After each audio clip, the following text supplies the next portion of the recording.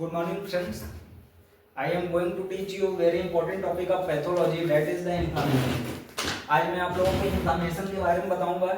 A very very important topic है. ये 3 सितारा topic है. 3 सितारा या 5 सितारा आप बोल लो, क्योंकि हमेशा पूछा जाता है और पैथोलॉजी का बेस और बेसिक यही है. कभी भी कोई भी डिजीज होता है तो इन्फ्लामेशन से ही स्टार्ट होता है. अब हम समझेंगे कि व्हाट इज इन्फ्लामेशन. इन्फ्लामेशन एक बॉडी का रिस्पॉन्स होता है. किसके अगेंस्ट होता है? फॉरेन मटेरियल के अगेंस्ट होता है, इन्फेक्शियस एजेंट के अगेंस्ट होता है. और कौन करता है? अपना डिफेंस सिस्टम. डिफेंस सिस्टम कौन होता है? WBC. तो मतलब it is a process which is done by our defence mechanism against external material और external injurious infectious agent to prevent our natural body or tissue. After that it remove in this process means inflammation contain या फिर include also remove debris और death cell.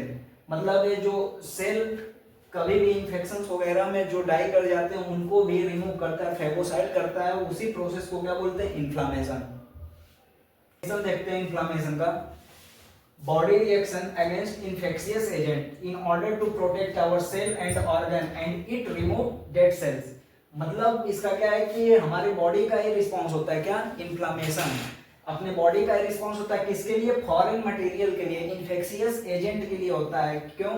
In order to protect our cell और our organ. मतलब अपने body को protect करने के लिए ऐसा रिस्पॉन्स होता है. और वो जो इन्फेक्शन के वजह से सेल डाई कर जाते हैं उन सेल को भी रिमूव करता है. रिमूव कैसे होगा? अलग अलग प्रोसेस से होगा, जैसे फेगोसाइटोसिस. डेड सेल को भी रिमूव करता है. इन्हीं सब प्रोसेस में इन्फ्लामेशन के अंदर आता है. अब इन्फ्लामेशन 2 टाइप का होता है. Type of inflammation.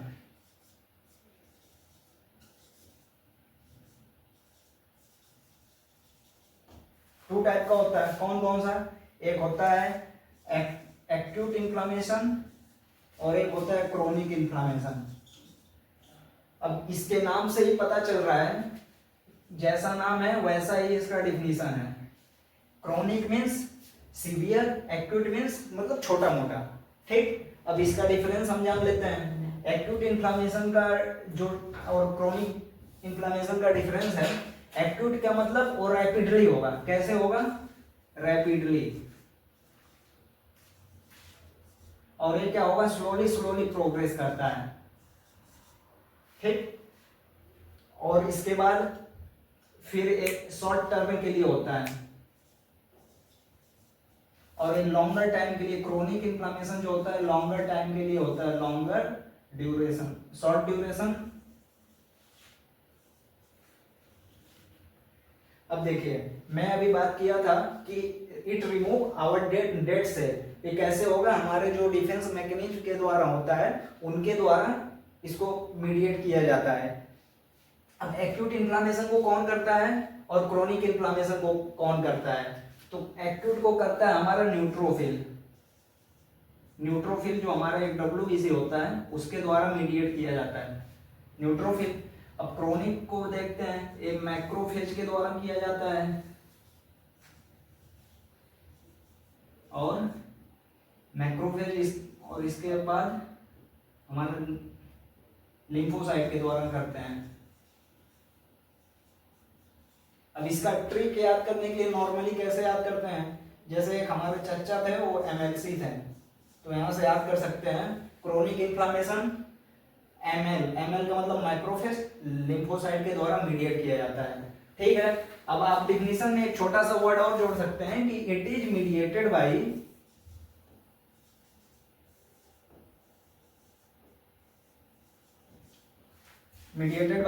WBC. ठीक. तो आप इसका डेफिनेशन और इसके टाइप मीडिएटेड बाय WBC इनको नोट कर लीजिए आप. अपन एक्यूट इन्फ्लामेशन से रिलेटेड उसके बारे में और जानते हैं. तो उसके पहले मैं ये जान लूं कार्डिनल साइन. कार्डिनल साइन क्या होता है कि एक जो सिम्टम होता है इन्फ्लामेशन से पहले ये चीजें होंगी. इनको लैटिन में बोलते हैं dolor, calor, rubor, tumor, loss of function. अब इसको इंग्लिश में समझते हैं। डॉलर का मतलब होता है पेन। किसी भी टिश्यू पे, किसी भी ऑर्गन पे अगर इन्फ्लामेशन होगा, मानते हैं कि कोई ये सरफेस है, यहाँ पे इन्फ्लामेशन हो रहा है, तो यहाँ पे इस पेन होने लगेगा। फिर इस पोजीशन का, कैलर मींस टेम्परेचर इंक्रीज कर जाना, तो इस पोजीशन का टेम्परेचर राइज कर जाएगा, रोबर रेडनेस हो जाता है, ट्यूमर स्वेलिंग हो जाएगा हल्का सा, लॉस ऑफ फंक्शन, उस टिश्यू का, उस सेल का फंक्शन लॉस कर जाता है। अब इसका एग्जांपल देख लें, जो भी अपन को एक्नी वगैरह होता है वो सब इन्फ्लामेशन का एग्जांपल होता है। एग्जांपल में जैसे एक्नी, पिंपल,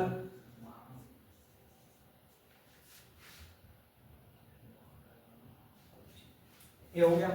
अब इसी एक्यूट इन्फ्लामेशन के अंतर्गत दो इवेंट होता है। कौन कौन सा इंपॉर्टेंट इवेंट होता है? इंपॉर्टेंट इवेंट दो इवेंट होता है, एक होता है सेलुलर इवेंट और वस्कुलर इवेंट। तो अपन इस इवेंट के बारे में जानते हैं कि एक्यूट इन्फ्लामेशन में कौन कौन सा इवेंट होता है। सेलुलर मींस ये सेल के द्वारा मीडिएट किया जाएगा और ये ब्लड वेसल के द्वारा मीडिएट किया जाएगा, तो इसको वस्कुलर इवेंट बोल देते हैं। इसको नोट कर लो।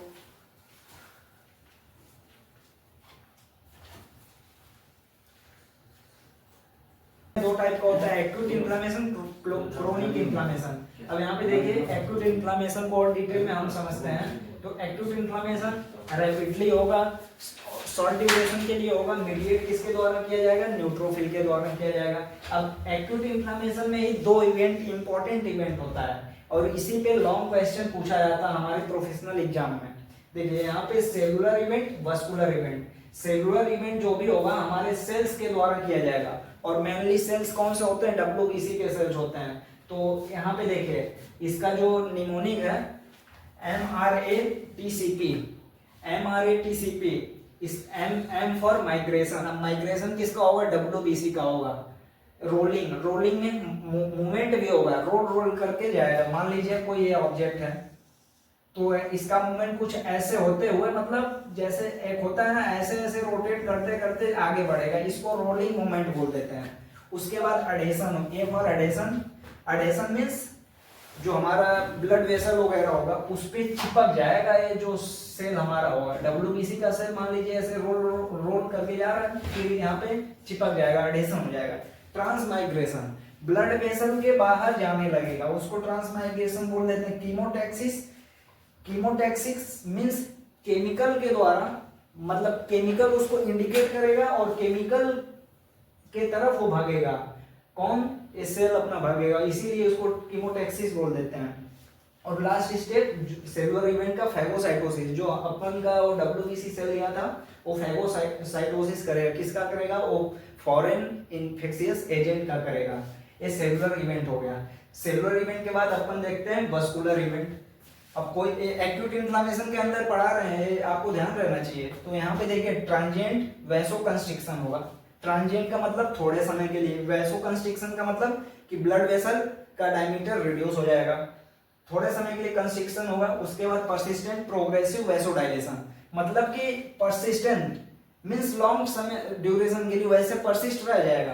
प्रोग्रेसिव वैसोडाइलेशन, प्रोग्रेसिव का मतलब होता है कि धीरे धीरे प्रोग्रेस करके वैसोडाइलेशन हुआ रहेगा। और हाइड्रोस्टैटिक प्रेशर इंक्रीज कर जाएगा उस जगह का। वस्कुलर परमेबिलिटी बढ़ जाएगा। वस्कुलर परमेबिलिटी का मतलब कोई मान लीजिए ब्लड वेसल है तो यहाँ परमेबिलिटी बढ़ जाएगा, मतलब चीजें अंदर से बाहर जाने लगेंगी। ये होता है इनकी परमेबिलिटी। स्टेसिस का मतलब होता है वही जो यहाँ पे जो भी सेल्स वगैरह है, फ्लूइड है, धीरे धीरे बाहर निकलेगा, धीरे धीरे स्लोली। इसी प्रोसेस को क्या बोल देते हैं? स्टेसिस बोल देते हैं। ये वस्कुलर इवेंट है। सब कुछ हर एक मैकेनिज्म में जो है वेसल्स के अंदर होगा। ठीक, अब अपन डिटेल में समझते हैं सेलुलर इवेंट का स्टेप, एक एक स्टेप कैसे कैसे होता है, और इसको आप नोट डाउन कीजिए।